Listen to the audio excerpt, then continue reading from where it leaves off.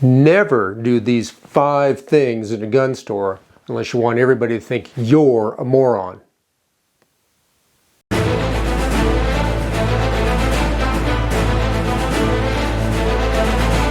Hi everybody, welcome back to LocaCarnivore.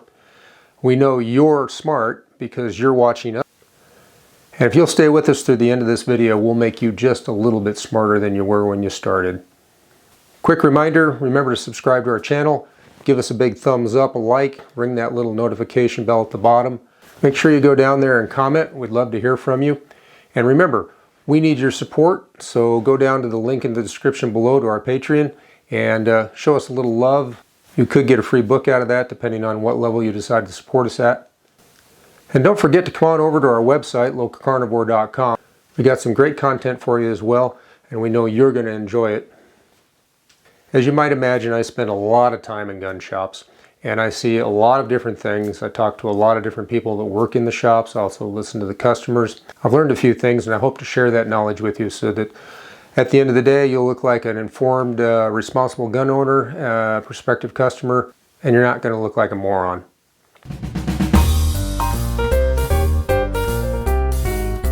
Right, number 5 on our hit parade is disassembling the firearms at the counter. Now, I don't know what it is about some people, but they just can't help themselves. They just have to tinker with everything they're given. Maybe they didn't have enough toys as a small child. I don't get it. But they want to take the guns apart, even a brand new gun. So it's not like you're getting an unknown with a brand new gun. So you don't need to pull the gun apart. If it's a used gun, yeah, you might want to look into it a little more closely. I get that. But before you start taking the thing apart, ask the person who's helping you at the counter, hey, is it okay if I take this gun apart? Or could you, better yet, could you disassemble this gun, at least field strip it for me so I can take a look at it and make sure it's in good shape? The reason you don't want to take the guns apart is, I've seen this, people take the gun apart and then they don't know how to put it back together again. And they just basically leave a pile of parts on the counter and walk away and leave the poor soul that's in the gun store to put it back together, in other words, fix their mistake. And the other possibility is they could damage the gun while they're disassembling it. And yes, I know there's a lot of you out there that are quite competent at doing this. You can probably disassemble and reassemble a Modus machine gun in the dark blindfolded in under 10 seconds. I get it. And if you have to have the gun taken apart, as I said, ask the person behind the counter to disassemble it. And if they say no, our policy is we're not allowed to, or I don't feel comfortable doing that, whatever it might be. If they don't want to do it, don't push them. And that doesn't mean don't buy the gun. That doesn't mean they're a bad shop. They don't want to be responsible for accidentally damaging a gun that might then go to a customer and potentially hurt them.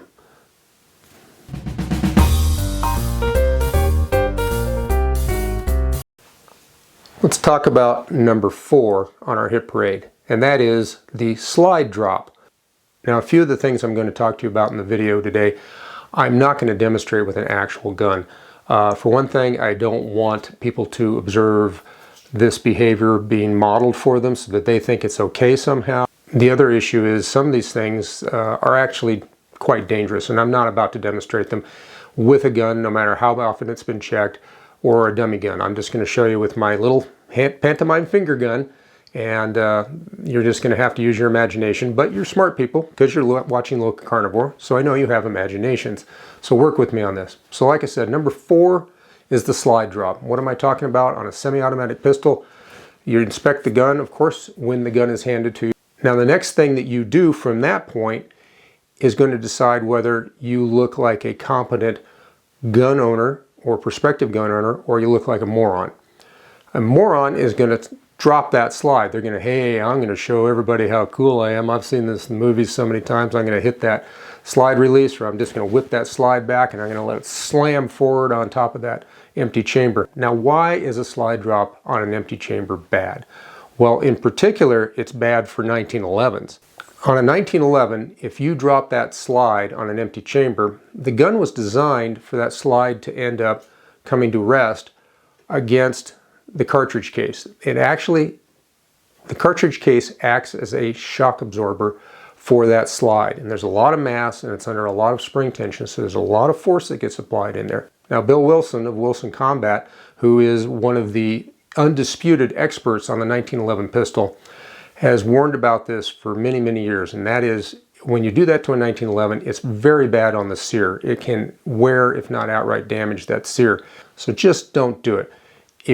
Once you pull the slide back to do a visual check, press check on the gun, gently lower the slide back into position.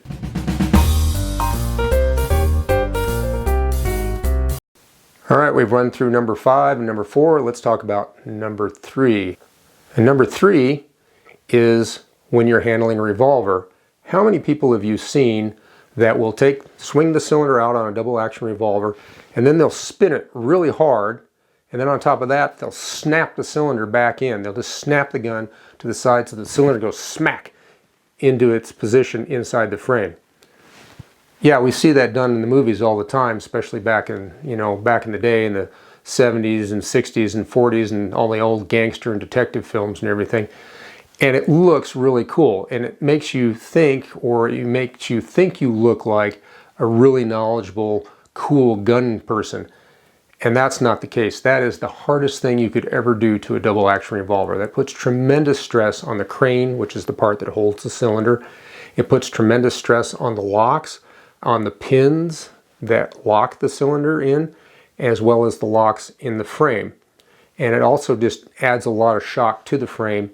And the fast spinning, because there's not a lot of lubrication in there typically, that is going to start wearing that spindle that the cylinder fits on the yoke. Basically, you're abusing the heck out of this gun, and you're doing it in front of everybody, and they don't think you're cool. They just think, especially the people behind the counter, are like, oh, I got another moron. What else is this person going to do before they leave my store that's either going to be embarrassing or possibly downright dangerous? So remember, don't spin and slam the cylinder on a double action revolver.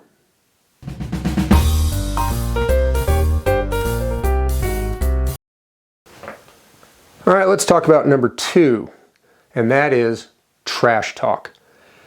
And trash talk is a very broad subject, but I'm going to try to narrow it down to a few points for you. Basically, trash talk comes in 2 flavors: fanboy trash talk, and then everything else that's just simply talking trash at the gun store.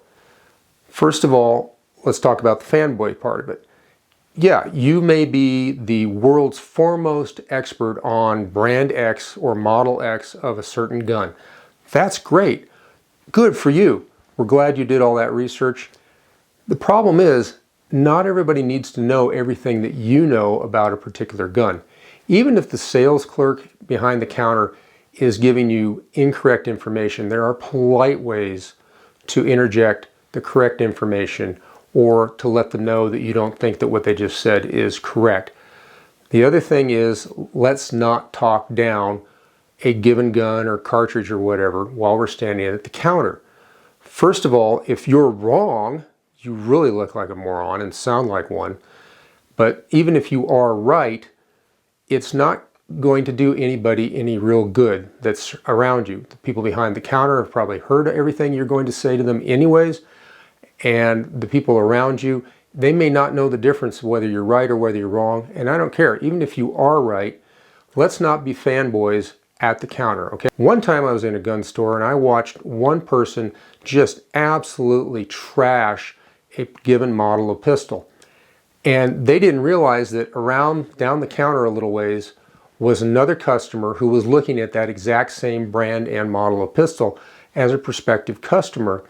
And they didn't know as much about the gun that the fanboy knew or allegedly knew. All they heard was this person talking down that gun. And after hearing all this negative trash talk from this fanboy, they quietly gave the gun back to the clerk behind the counter. They turned around and they walked out of that store. That business lost a sale. And even if you were right about that model in certain respects, that's not your choice to make. That's that other customer's choice to make, whether they want to buy that gun, whether it meets their needs, fits in their budget, etc.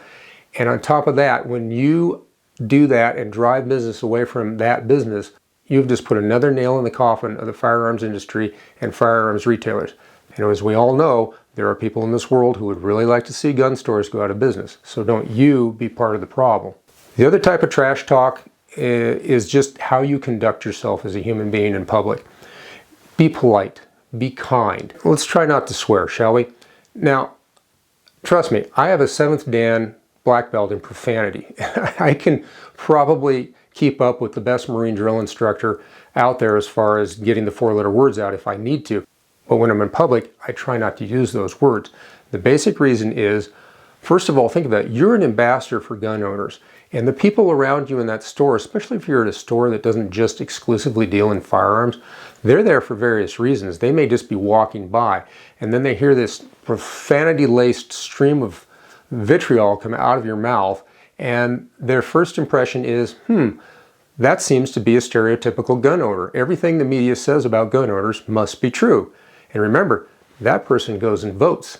And guess what? When they have something come up on the ballot, either a candidate or an issue that is gun related, guess how they're going to vote? They're going to remember, aha, that moron in the gun store, that's a typical gun owner. I don't like those people. And cha-ching, they're going to pull that lever or check that box, and that's one more nail in the coffin of the gun industry and of your rights as a gun owner. And please, please, do not say anything which disparages a given individual or group of individuals in public. It's just the height of rudeness. It doesn't make you sound cool. Leave that at the door of the gun store when you walk in. Let's be a polite person, let's be civil, and above all, let's be a good ambassador for gun owners.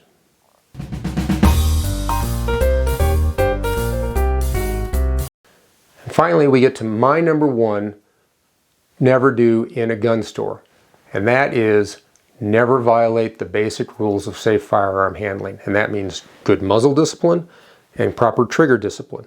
I see this, I don't know how many times. A clerk will hand somebody a gun to inspect. The first thing they do is whip the thing and point it right back at the person behind the counter who just handed them the gun.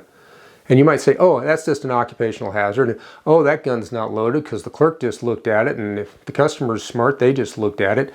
So it can't be loaded. Remember rule number one of gun handling. Always assume the gun is loaded. Therefore, don't be that person that points that gun right back at the person who just handed it to you. Or I see even more, they'll just start waving the thing around. They're covering customers left and right. They might be standing there with their family member. They'll point it directly at their spouse or even their child. They're pointing a gun at their child. Don't be that person. The other thing I see, which goes hand in hand with the lack of muzzle discipline, is trigger discipline, trigger finger discipline. A lot of people will not keep that trigger finger off the trigger.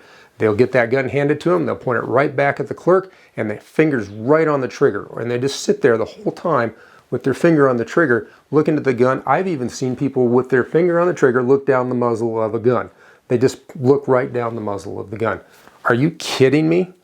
What rock did you crawl out from under that you think that this is okay? Never violate that rule of safe gun handling. Never violate any of those rules. So please don't be that moron that's pointing a gun at everybody in the gun store. Thank you once again for taking your valuable time out of your day to spend with us here at LocaCarnivore. We appreciate it. Don't forget to give us a thumbs up, subscribe, ring that bell, comment. Go support us at Patreon. Go over to our website, LocaCarnivore.com. And remember, as always, stay aware, stay safe, be kind, and we'll see you next time on LocaCarnivore.